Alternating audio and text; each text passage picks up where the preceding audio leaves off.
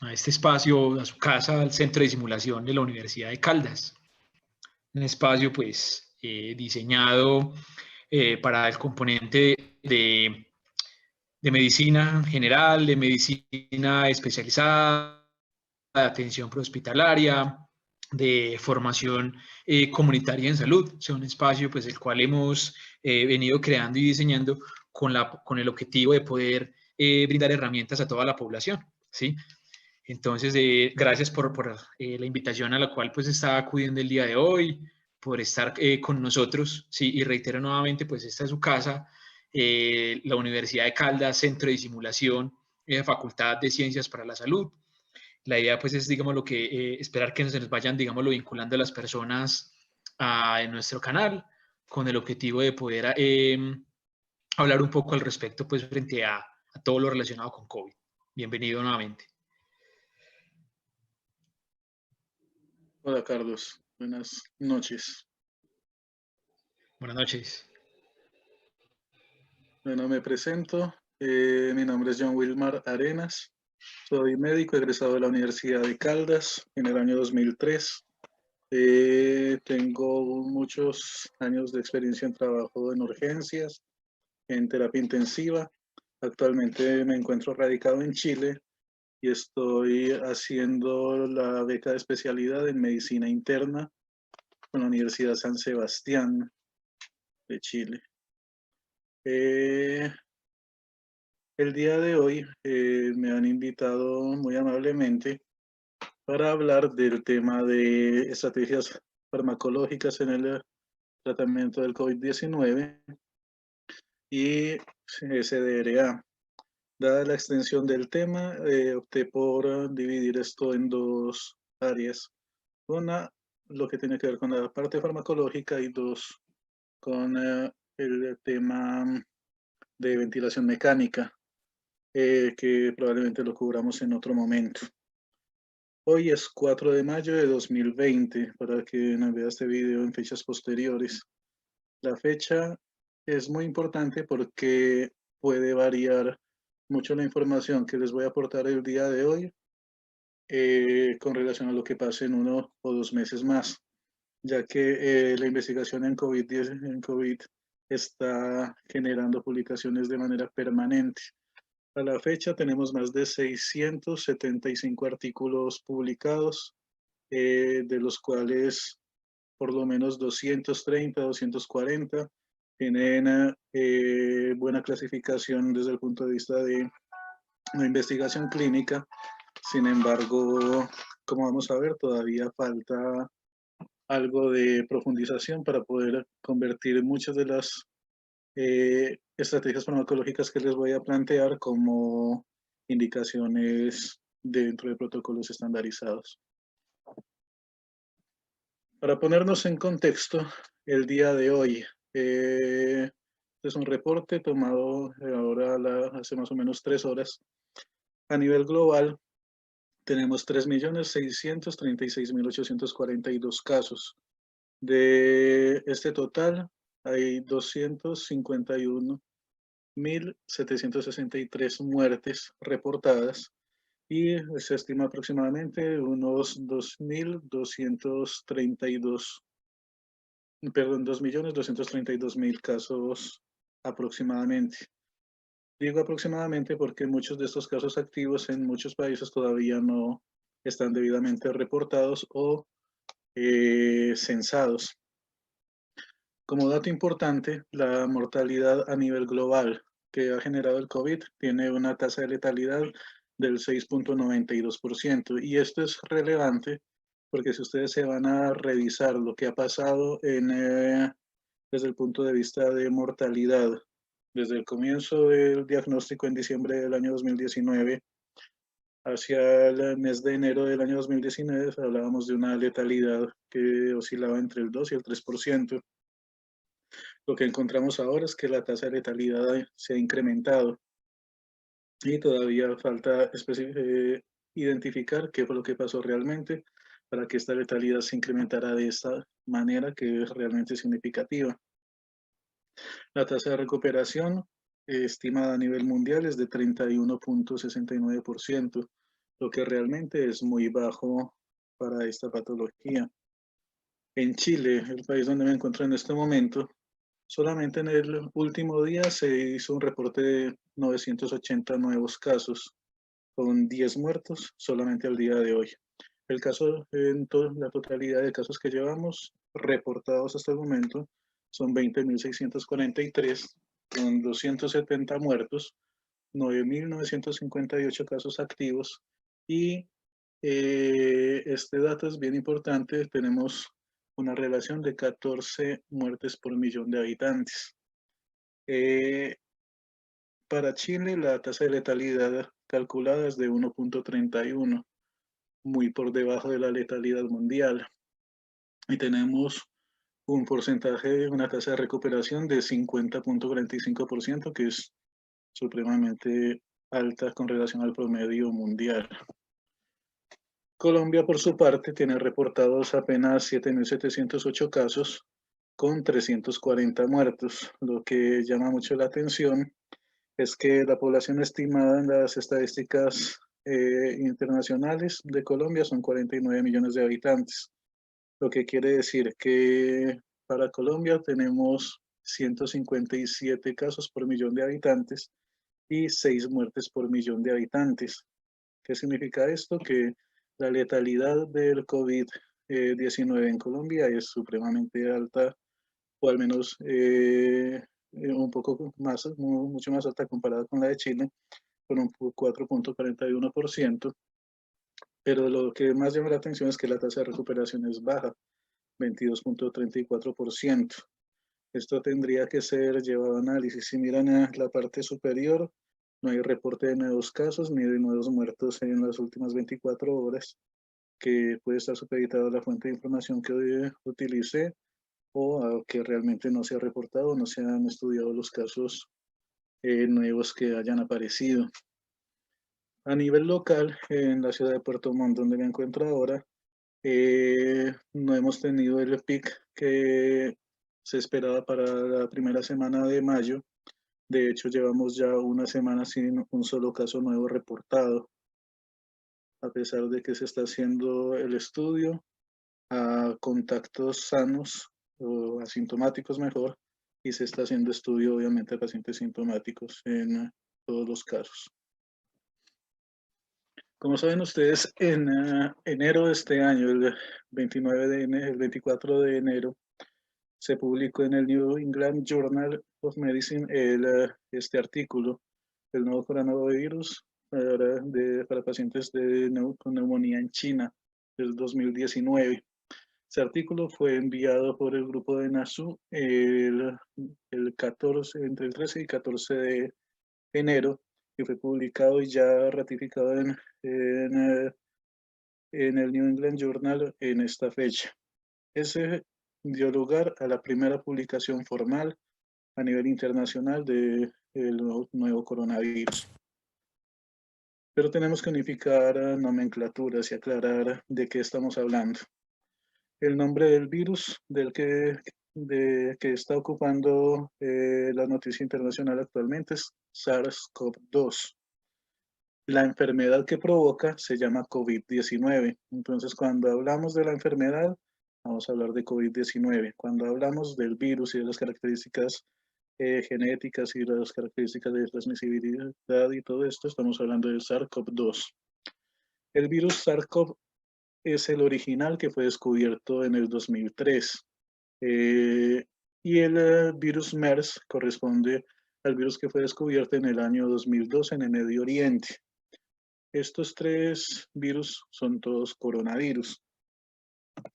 Pero el SARS-CoV-2, y bueno, lo del coronavirus en general, es un virus ARN, tipo ARN. Hay 4 tipos que ya conocíamos previamente, que solamente generan un resfrío común y no pasa a ninguna, no tiene mayor relevancia clínica. Y es muy importante tener en cuenta que las PCRs que existían previamente para el diagnóstico de coronavirus estaba relacionado con este tipo de virus. Por eso esas pruebas que se utilizaban antes para el diagnóstico de estos coronavirus no funcionan para el SARS-CoV-2. El Este SARS-CoV-2 es muy semejante al SARS-CoV del 2013 y tiene también relación genética con el MERS del 2012. La característica especial que tiene el SARS-CoV-2 es que se une al receptor de la enzima convertidora angiotensina 2, que se ubica fundamentalmente en los neumocitos 2, en los 1 también, en el epitelio intestinal. Es muy importante destacar que el 82% del virus SARS-CoV-2 se identifica con el SARS-CoV. ¿Qué significa esto? Que existe una relación directa entre el virus del 2003 que mutó al virus actual. A la derecha de ustedes en el gráfico ven la prevalencia de las nuevas mutaciones en rosado que dan las características propias de este nuevo virus. Pero es un dato muy importante es que la DRP, que es una proteína de acción viral que está ligada tanto al SARS-CoV-2 y al SARS-CoV, tienen un 96% de identidad. ¿Qué significa esto? Significa que muy probablemente las terapias que funcionaron en su momento para el tratamiento de la epidemia por SARS-CoV podrían funcionar en el contexto del manejo del SARS-CoV-2, que como vamos a ver más adelante, es la base del tratamiento de la epidemia actual. Existen dos eventos grandes principales que están relacionados con la fisiopatología de la enfermedad del COVID-19. Recuerden, si hablo COVID-19, estoy hablando de la enfermedad. Uno es el daño alveolar difuso, que puede incluir membranas hialinas, y otro, el daño viral directo, donde el virus actúa directamente destruyendo los neumocitos tipo 2 y tipo 1, generando el daño citopático, que genera la primera fase de la enfermedad relacionada con la replicación viral. Y una segunda fase que corresponde a la tormenta de citoquinas, donde, donde la acción del sistema inmune en el proceso de regulación viral hace que se presente un fenómeno similar a la sepsis bacteriana y a la linfostiosis hemofagocítica, donde el sistema inmune empieza a reaccionar de manera exagerada y genera toda la cadena de eventos inmunológicos que dan lugar a las complicaciones finales de la enfermedad. Predictores o pruebas diagnósticas que nos pueden ayudar al diagnóstico de esta tormenta de citoquinas son la elevación de la PCR y una elevación muy significativa de la ferritina, que como saben ustedes, corresponden a dos reactantes de fase aguda. La enfermedad evoluciona partiendo del principio anterior en dos fases grandes. La fase replicativa, que es la fase de crecimiento o multiplicación mejor viral dentro del organismo, la cual puede durar varios días, y la respuesta inmune innata. Y en esta, la respuesta inmune innata falla en la contención de la enfermedad. Eso es lo que representa el punto de quiebre hacia la evolución de la enfermedad complicada. Y en esta primera fase, en la fase replicativa, lo que vamos a encontrar en el paciente regularmente son síntomas leves que están relacionados con la actividad citopática viral y con la respuesta inmune innata del paciente. Luego actúa la inmunidad adaptativa y aquí es donde las cosas se complican. El objeto de la inmunidad adaptativa o de la actividad de la inmunidad adaptativa en este caso es disminuir la viremia.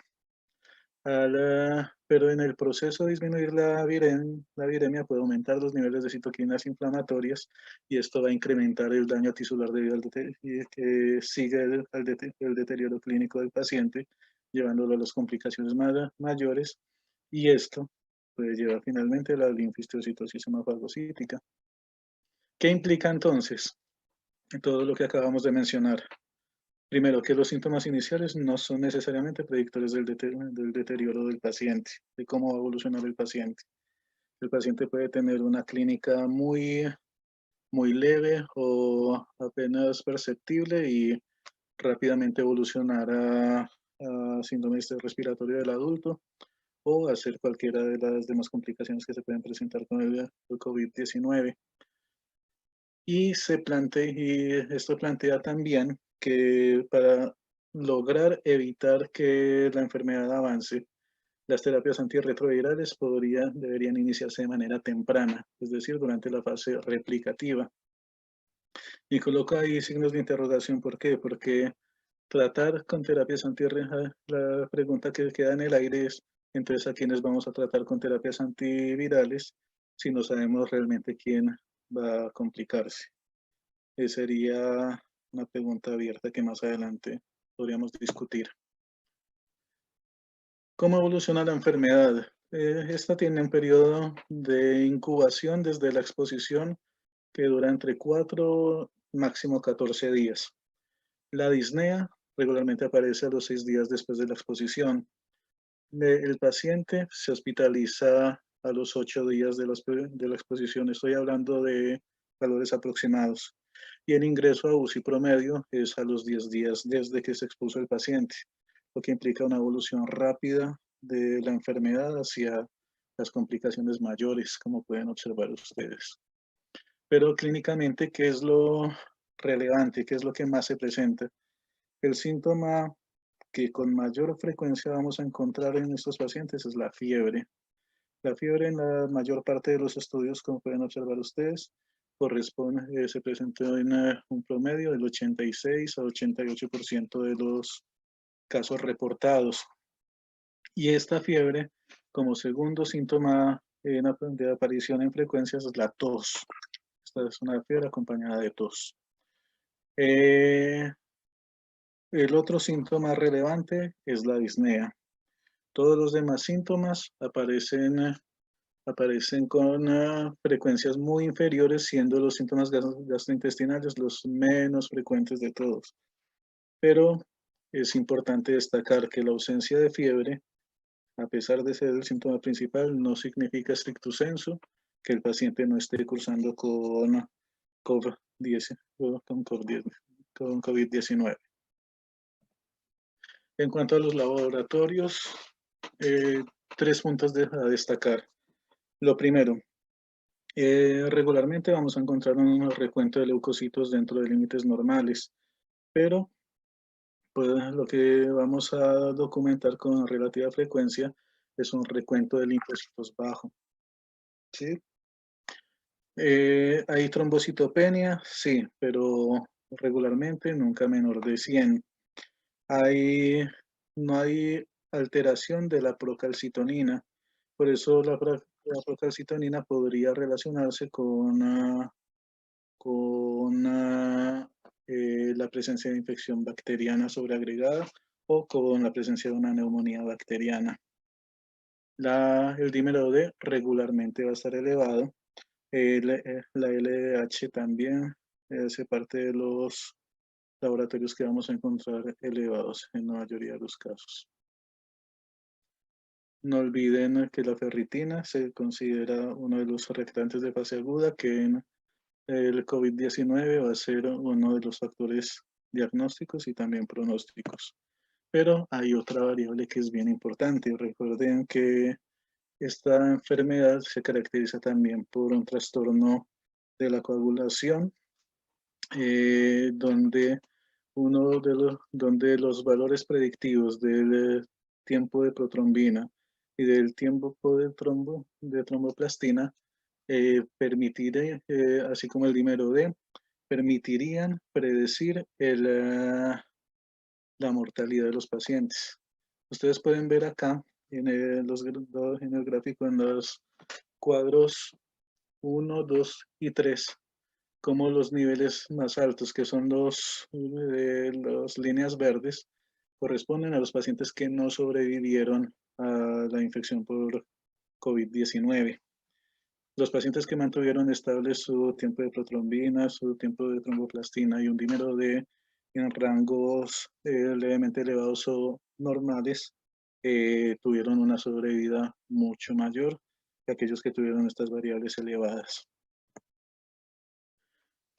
Pero no todo el que tiene fiebre y tose tiene coronavirus.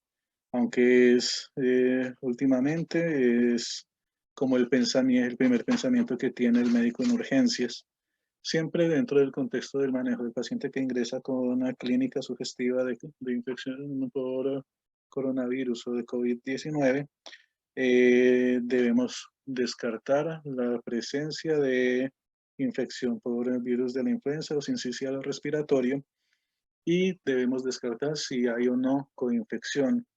Hay pocos reportes, pero existen de coinfección de COVID-19 con influenza.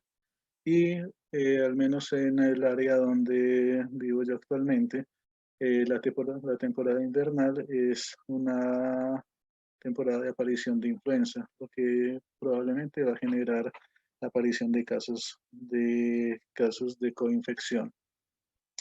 Y eso es importante tenerlo en cuenta a la hora del manejo terapéutico. Los hemocultivos deben realizarse según las indicaciones usuales que manejaríamos en cualquier paciente.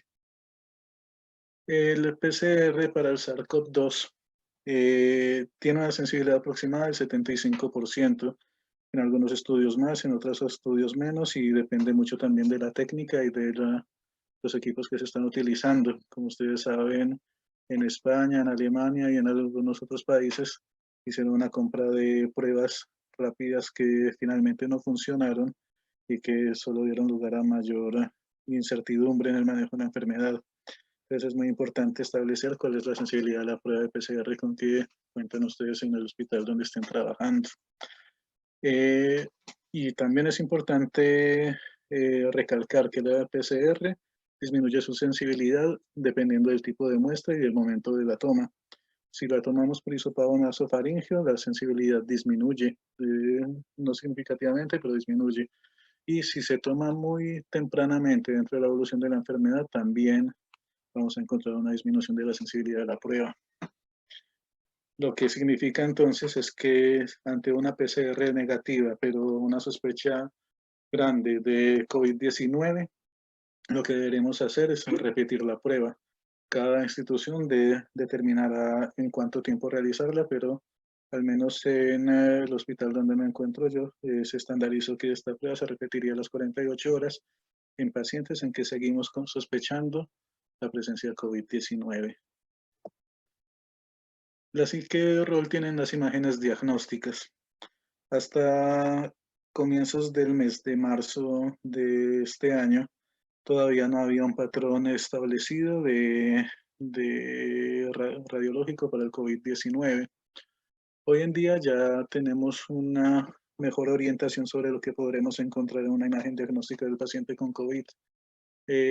Aquí tenemos una radiografía, este es un paciente nuestro, que ingresó por un cuadro típico de COVID. Como pueden ver ustedes, está intubado y tiene su catéter central instalado, pero lo relevante es que observamos un corazón sano, al menos de tamaño normal, y vemos algunos infiltrados difusos más hacia la periferia pulmonar que regularmente vamos a encontrar en pacientes con una enfermedad ya muy avanzada. En pacientes que apenas están empezando, regularmente vamos a encontrar una radiografía de tórax normal. Si avanzamos con este mismo paciente y hacemos un escáner, a la izquierda estamos viendo el primer escáner que se le realizó. A la derecha, el segundo escáner ya estando en ventilación mecánica. Y lo que llama la atención es que en subpleural van a encontrar ustedes infiltrados en vidrio esmerilado a la izquierda, ¿sí? Y impresiona una consolidación bivasal. Pero cuando nos vamos a la placa de la derecha, ya con el paciente ventilado, con pipato y el manejo de terapia intensiva, encontramos que lo que veíamos como consolidación en la base izquierda empieza a tornarse más difuminado, es más un vidrio esmerilado, y persiste todavía la presencia de vidrio esmerilado pericisural y subpleural. A la izquierda, otro paciente, este es un paciente de 23 años que ingresó con un cuadro de 4 días de evolución. Empezó con tos, 2 días, luego disnea, que avanzó progresivamente, llegó saturando 80-83%, se le hizo su terapia inicial y se le realizó este escáner, el que observan a la izquierda. Ahí vemos un patrón no tan específico, pero pueden ver ustedes infiltrados difusos que ocupan casi todos los campos pulmonares de manera bilateral. A la derecha, en la parte superior, observan ustedes un escáner, este es de Libra, no es un paciente nuestro. Arriba observan ustedes un patrón en vidrio esmerilado, lo mismo, subpleural y pericisural. Ese corresponde al patrón L de falla ventilatoria, donde todavía tenemos un paciente no reclutable. De eso vamos a conversar en otro momento. Abajo tenemos otro paciente, este es patrón H, es el patrón que más se trabaja en las UCIs, que corresponde al patrón de SDRA, Baby Lung, pero eso lo profundizaremos luego. Quiero que vean, vamos a ver si corre el video, el escáner del paciente de 23 años. Como ven, infiltrados muy difusos, algodonosos y vidrio esmerilado. ¿Cuál es el rol de la ecografía?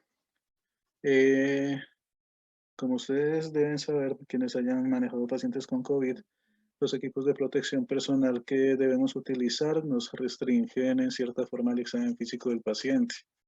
Se debe buscar la mínima movilización del paciente y ojalá mantener el examen físico del paciente dentro del cubículo en la unidad donde se encuentra. En ese orden de ideas, la ecografía cobra un valor importante porque nos va a permitir, primero, determinar el estado real del pulmón del paciente que estamos evaluando, siendo esta muy coincidente con lo que vamos a encontrar en los hallazgos tomográficos. Sin embargo, requiere personal que ya tenga algún conocimiento en ecografía en UCI y va a ser operador dependiente, aunque los hallazgos son bastante característicos. Entonces, en la parte superior izquierda corresponde a las líneas B, que ya nos hablan de algo de patrón intersticial. En el lado B ya hablamos del signo de la cascada, que es la confluencia de esas líneas B, donde ya tenemos un compromiso más extenso de infiltrados pulmonares, esto que nos está prediciendo. En la zona C vamos a encontrar líneas de consolidación y en la parte D ya encontramos una consolidación extensa que nos habla de un paciente que ya vamos a tener que llevar a ventilación mecánica con manejo de PIP y PRON.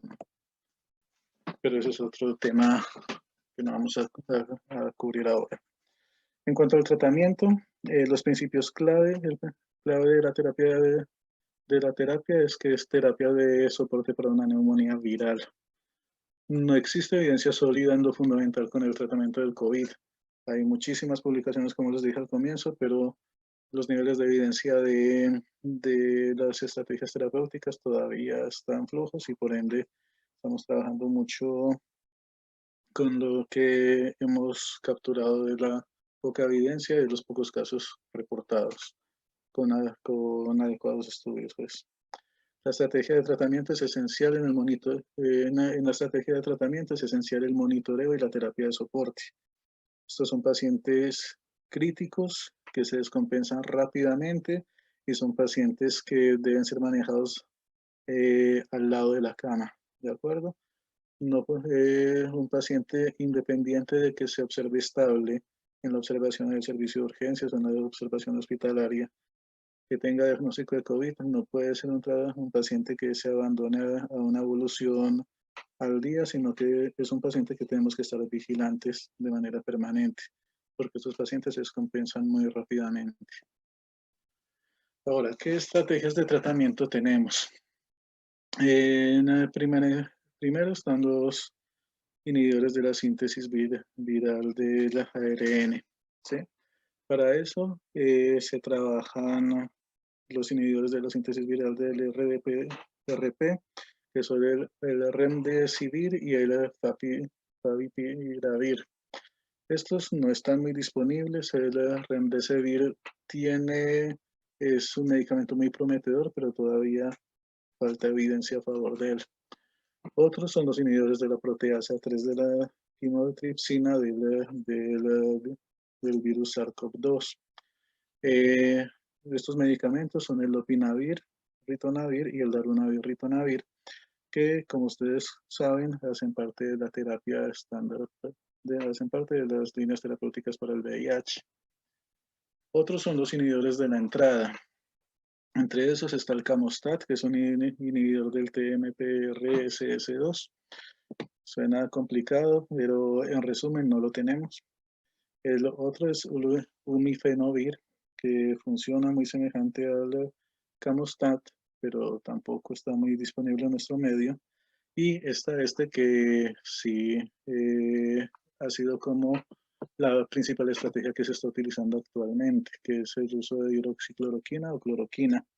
Una de las publicaciones que se hizo en los primeros meses de la emergencia en China incluía el tratamiento temprano con cloroquina y evidenció que tenía buenos resultados en cuanto a la depuración viral y por ende disminución de los síntomas, depresión de los síntomas.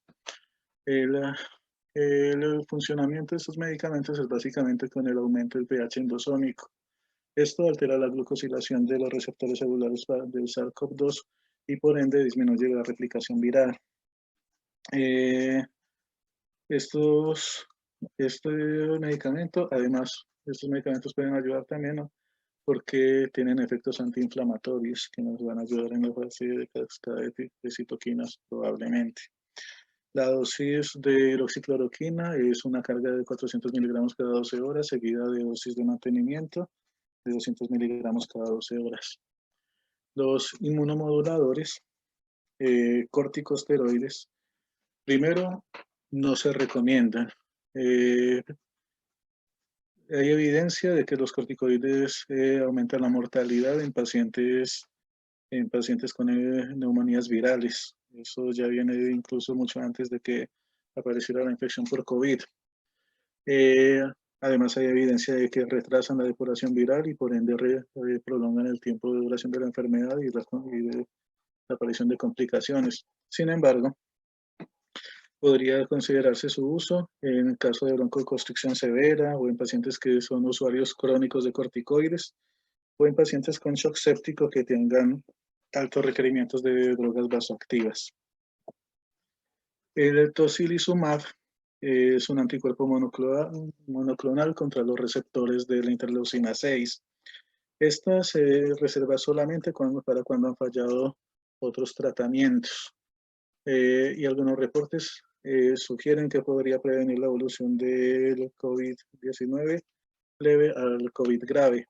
Sin embargo, una ampolla de tocilizumab acá en Chile vale aproximadamente 200.000 pesos, lo que implica primero un costo muy alto y segundo todavía falta evidencia para convertirlo en una conducta habitual en pacientes que tengan un COVID leve. La inmunización pasiva es otra estrategia que se ha planteado últimamente, que es la administración de plasma convaleciente, tomado obviamente de pacientes que hayan superado ya la enfermedad. En algunos reportes, que en muy pocos casos, con muy pocos casos, pero pacientes muy graves, reportaron disminución de los síntomas y aumento de la depuración viral. Sin embargo, como les digo, son muy pocos casos y por ende no hay evidencia suficiente a favor del uso de plasma convaleciente. Algunos pacientes incluso parecen no haber desarrollado inmunidad para el COVID, o sea que no estaríamos garantizando que la administración de ese plasma nos genere el efecto que estamos buscando. Por último, aquí hacemos un resumen de los medicamentos que se utilizan estamos utilizando al menos acá para el manejo de del COVID-19. Este es un esquema que tomé del protocolo del hospital, donde estoy haciendo la beca. Tenemos entonces la citromicina, ¿Qué necesitamos para poderlo utilizar? Tomarle un electrocardiograma del paciente. ¿Qué vamos a mirar? El QT. ¿Sí? La, la dosis inicial son 500 miligramos el primer día, seguido de 250 miligramos cada día, desde el segundo día hasta el quinto día, terminando el quinto día de tratamiento. No requiere ajustes en falla renal ni hepática. Es común encontrar como efectos adversos la diarrea, el dolor abdominal, vómito. Puede subir las enzimas hepáticas, puede haber flebitis. Si se administrara EV, pero el mayor temor que hay con el uso de la citromicina es la prolongación del intervalo QT, que puede derivar en torsión de puntas y paro cardiorrespiratorio. También puede ser un DRESS el paciente, un síndrome Steven-Johnson, puede aparecer necrosis hepática. Es decir, hay muchos efectos adversos que hay que considerar. Pero el más temido es la prolongación del QT, que a pesar de que es rara, hay que tenerlo en cuenta. Y por ende, si el paciente ya tiene un QT largo, no deberíamos utilizarlo. La hidroxicloroquina también requiere para poderse suministrar la toma de un electrocardiograma previo. La dosis es de 400 miligramos cada 12 horas por un día y luego 200 miligramos cada 12 horas. Este no requiere ajuste renal, pero debe vigilarse su uso en pacientes renales. No requiere usar con precaución en falla hepática. Sí, los efectos adversos más comunes son el dolor abdominal, náuseas, cefalea, urticaria. Y las más severas es la torsión de puntas, la hipoglicemia, la pancitopenia, la anemia hemolítica, pacientes que tengan déficit de G6P, el angioedema, retinopatía, pérdida de la audición, reacciones extrapiramidales, Steven Johnson, necrólisis epidérmica tóxica. Como ven, son complejas, pero la más temida sigue siendo la torsión de puntas y la hipoglicemia. Igual, medir QT. El tiempo de duración del tratamiento es entre 5 y 10 días, según la evolución clínica. El tercer medicamento que se está utilizando acá es lopinavir, ritonavir, el Caletra. ¿Qué se requiere? Tener prueba de VIH, electrocardiograma. Recuerden que este prolonga el PR y el QT. Y siempre revisar las interacciones con el resto de medicamentos que esté tomando el paciente. Se administra por vía oral, no triturado. Es bien importante eso. Y si es por sonda nasogástrica, obligatoriamente hay que triturarla. Hay unas condiciones especiales de preparación que su químico farmacéutico debería conocer. No requiere ajuste renal en ningún caso. No requiere usar con precaución en pacientes con falla hepática. Los efectos adversos, lo mismo, diarrea, náuseas, vómitos, cefalea, artralgias, hiperglicemia e hipertrigliceridemia. Es un paciente que hay que monitorizar esto, pero más en el uso crónico. Y hay un aumento del intervalo PR-QT que puede derivar otra vez en torsión de puntas y en pancreatitis también, pancitopenia. Hay puede haber aumento de transaminasas y hepatotoxicidad. Es básicamente los mismos efectos adversos de los medicamentos anteriores. El uso es por 5 a 10 días según la evolución clínica. Finalmente, dada la condición de pandemia y el poco desarrollo de la investigación en esta enfermedad, no hay evidencia consistente que soporte las indicaciones farmacológicas actuales. Por ende, hay mucho que investigar y la mayor parte de publicaciones tiene o poblaciones muy pequeñas o carecen de metodologías que aporten buen nivel de evidencia. Así que es responsabilidad de cada equipo hospitalario unificar criterios de manejo a la luz de los recursos locales y la evidencia más sólida disponible en las poblaciones, en las publicaciones vigentes. En el caso, aquí la bibliografía que tomé, en el caso de la ciudad donde me encuentro, el equipo de infectología es bastante fuerte y ha logrado desarrollar unos muy buenos protocolos que se han implementado los resultados en el manejo de los pacientes, desde los más leves hasta los críticos, ha sido bastante satisfactorio. Así que pienso que aquí se ha hecho un buen trabajo en el manejo de esta enfermedad, no solamente en lo que tiene que ver con la parte farmacológica y diagnóstica, sino también en el enfoque como hospital para el manejo de de la enfermedad. Además, ha habido un adecuado control de la epidemia, porque como, perdón, ¿me están escuchando? Sí, sí, te estamos escuchando, Wilmar. Ya, ha habido un muy buen control de la epidemia y eso se ve reflejado en que, como les mencionaba, ha disminuido mucho el número de casos que se han presentado y la mortalidad realmente ha sido baja. ¿Alguna pregunta? Bueno, doctor John Wilmar, pues bien que digámoslo, como lo hemos venido manejando, pues ya hay algunas preguntas y digámoslo nuestros chaters que nos han venido formulando también. Respecto, pues digámoslo, una de las primeras preguntas es en qué momento debo de dar inicio al tratamiento farmacológico en el paciente por COVID-19. Bueno, esa es una muy buena pregunta y es algo que se debe estandarizar en cada uno de los hospitales donde ustedes estén trabajando, al menos en los protocolos institucionales. Para el caso del hospital nuestro, los pacientes se dividieron en 5 grupos grandes. Uno, los pacientes con diagnóstico sin neumonía, menores de 65 años y sin comorbilidades. Estos pacientes se manejan básicamente con vigilancia, se les toma sus exámenes y se hace solo manejo sintomático. No le vamos a iniciar hidroxicloroquina ni nada de estas cuestiones, solamente paracetamol, vigilancia y aislamiento social. El otro escenario son los pacientes sin neumonía, pero mayores de 65 años y o que tengan comorbilidades. En este caso, se deberían hospitalizar. Vigilancia, pero no medicación, no medicación entre comillas específica. Solamente manejaríamos el uso de paracetamol, vigilancia y control. Eso por lo menos entre 48 y 72 horas. Si a las 72 horas el paciente ha evolucionado bien, podría continuar su vigilancia en casa. Pero luego están los pacientes que sí hacen neumonía, ¿sí? Y ahí lo que tenemos que hacer es clasificar ese paciente. Ese paciente tiene una neumonía que no es grave, una neumonía grave o un paciente en SDRA. ¿Cómo clasificarlo? Para eso se puede utilizar el CORP 65 o la escala TS, la que ustedes como hospital decidan establecer. A estos pacientes hay que hacerles un estudio de laboratorio completo y a todos estos pacientes se les debe hacer tomografía.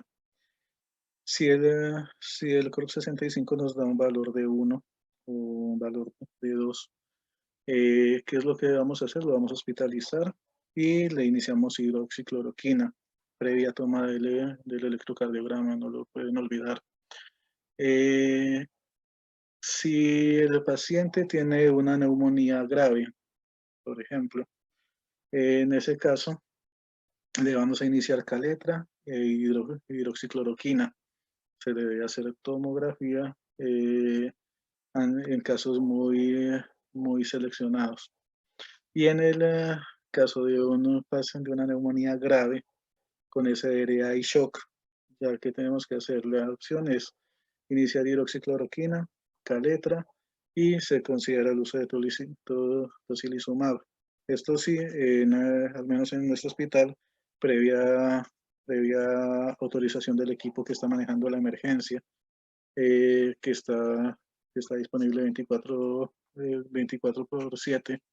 Así que esas más o menos las líneas terapéuticas. Los de bajo riesgo solamente se irían con radiografía y con el manejo sintomático. Y los que ya tienen neumonía desarrollada serían esas las líneas de terapia. ¿Alguna otra pregunta? Bueno, doctor, sí, por acá tenemos otras preguntas que nos formulan en el chat. Norma Esperanza pues nos hace referencia a qué tan frecuente son los síntomas gastrointestinales en este tipo de pacientes con COVID-19? Realmente son muy poco frecuentes. Hay muchas series de estudios. Una de las diapositivas que les mostré hace un momento mencionaban una frecuencia de menos de entre el 5 y 10% máximo. Es decir, muy pocos casos. Es muy poco frecuente. Aunque sí hay que destacar que en el endotelio intestinal hay receptores de enzima convertidora de angiotensina 2, por ende, eso pensaría uno que debería ser más sintomático desde el punto de vista gastrointestinal, pero la verdad no es lo más frecuente.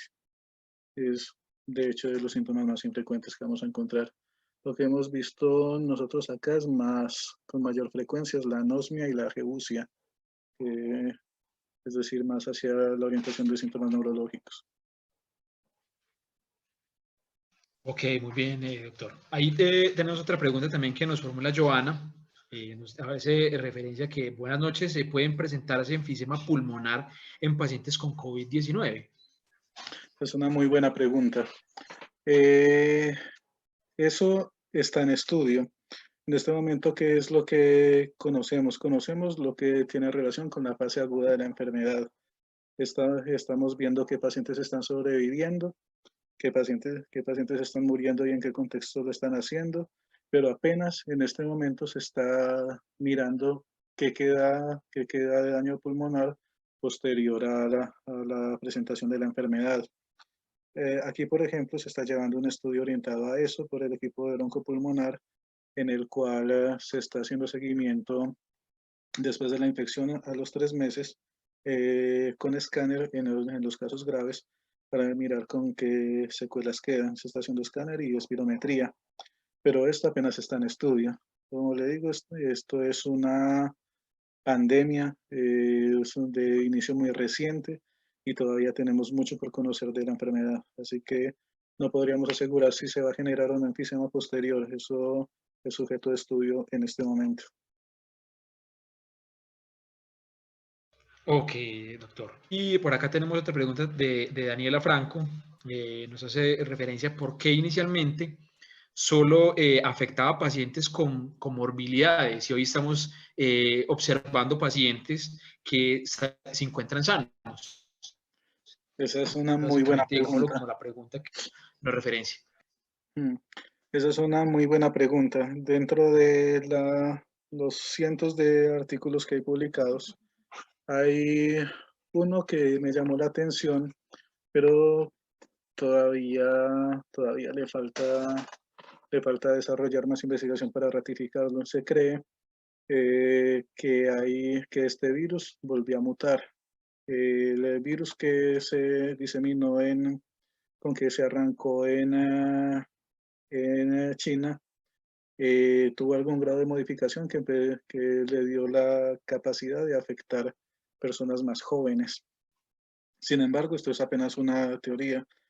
Básicamente la teoría que ellos plantearon es que hay 2 virus circulando y al menos el que llegó a Latinoamérica parece que no fue el más letal de todos y que esa mutación, esa nueva mutación generó más que virulencia, mayor letalidad contra personas que antes no se veían afectadas.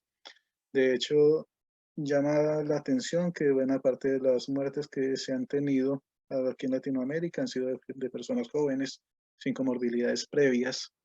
Pero eso también es sujeto de estudio en este momento, pero sí parece que hubiera una nueva cepa circulante. Eso todavía está por definir y eso también cambia el panorama de la enfermedad. No sé si queda clara la respuesta. Muy bien, doctor. Bueno, tenemos otra pregunta también desde el componente prehospitalario que está conectado también en esta transmisión. Nos hace referencia respecto a qué recomendaciones digámoslo, tener por el personal prehospitalario. Si bien, pues, digámoslo, hemos hablado mucho respecto a los elementos de protección personal que las personas deben tener, en especial esas primeras personas que brindan la respuesta, ¿qué recomendaciones darles a ellos, cierto? En términos de ir en mejoría de la calidad de vida de los pacientes que encontramos no solamente en el paro cardiorrespiratorio, sino en otras situaciones que pueden ir también, digámoslo, como enfermedad médica asociada. Eso también es una muy buena pregunta y ahí tengo tres mensajes que me parece que son claves. El primero, que lo mencionábamos hace una semana, es que pacientes que se encuentren en paro cardiorrespiratorio no presenciado o paro cardiorrespiratorio presenciado sin etiología clara, no es una buena idea meterse en maniobras de reanimación. ¿Por qué? Porque las maniobras de reanimación van a generar una gran liberación de aerosoles, van a poner en riesgo el personal de hospitalaria de contraer la enfermedad. Que recuerden lo que mencionaban en la pregunta anterior, esto ya no es una enfermedad de ancianos, esto es una enfermedad que está afectando a todos los grupos poblacionales y cualquiera que enferme puede morir independiente de su edad y sus comorbilidades previas.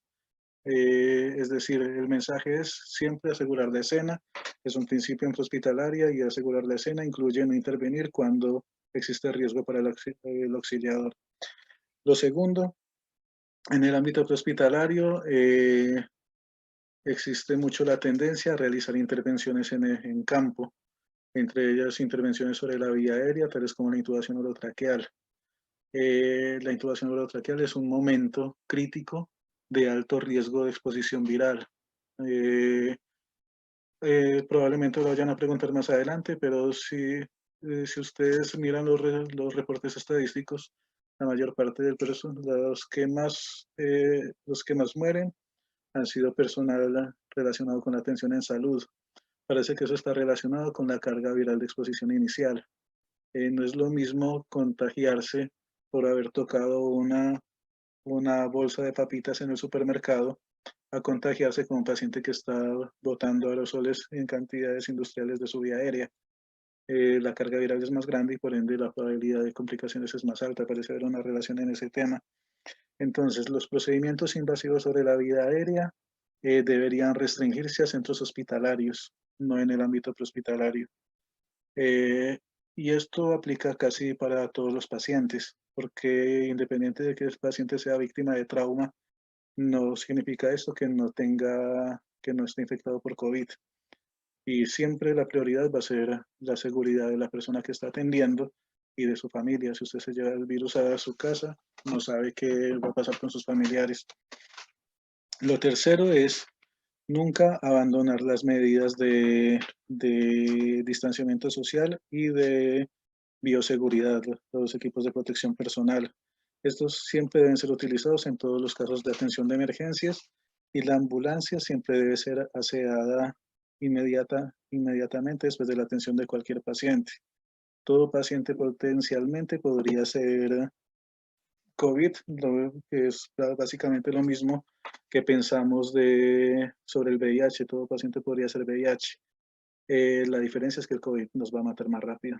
Así que siempre las medidas de protección personal deben estar al orden del día. Siempre evitar hacer más de lo que nos compete. Sobre todo, evitar exponernos a un riesgo innecesario. Esa sería la principal recomendación. Ok, doctor, muchas gracias. Y también tenemos otra pregunta. Liliana Carmona, buenas noches. ¿Es posible hacer seguimiento adecuado sin TAC, llevarlo con RX y ecografía? Sí, sí es posible. Hay varias publicaciones al respecto. Incluso antes de que llegara la epidemia de COVID, se venía trabajando mucho el tema de la ecografía en terapia intensiva, ecografía pulmonar.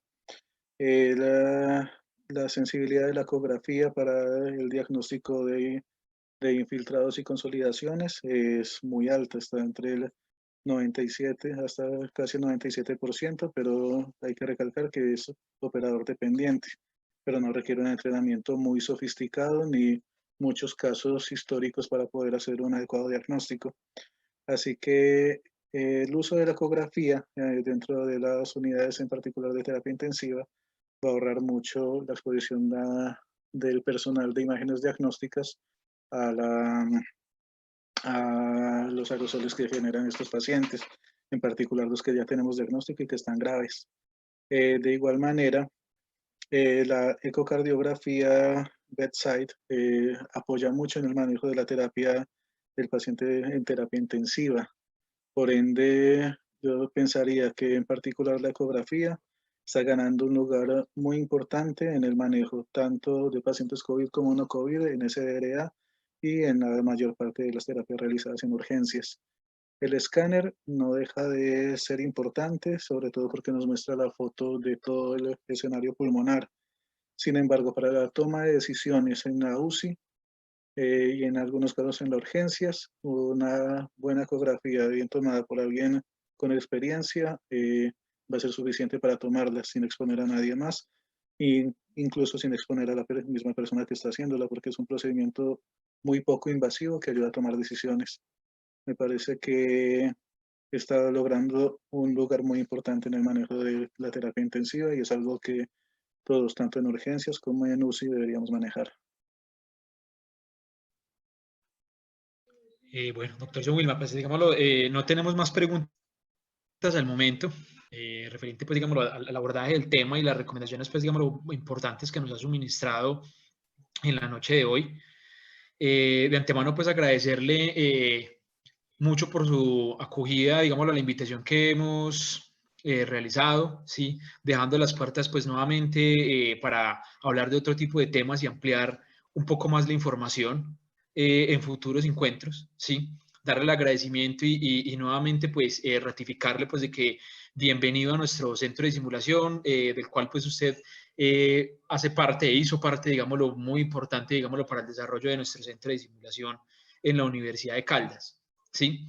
Digámoslo, para todos también es, digámoslo, muy importante poder compartir esa información con sus colegas, con sus compañeros, ¿sí? Reiteramos de que si a usted fue muy útil, para usted fue muy útil esta información, queremos que comparta esta información con otras personas, ¿sí? Que nos vinculemos de una manera activa a llevar información de primera mano a las personas, no solamente al gremio salud, sino a las personas en sus casas, en sus comunidades, pues para que cada vez afrontemos de una buena manera esta pandemia y podamos salir, digámoslo, victoriosos de ello.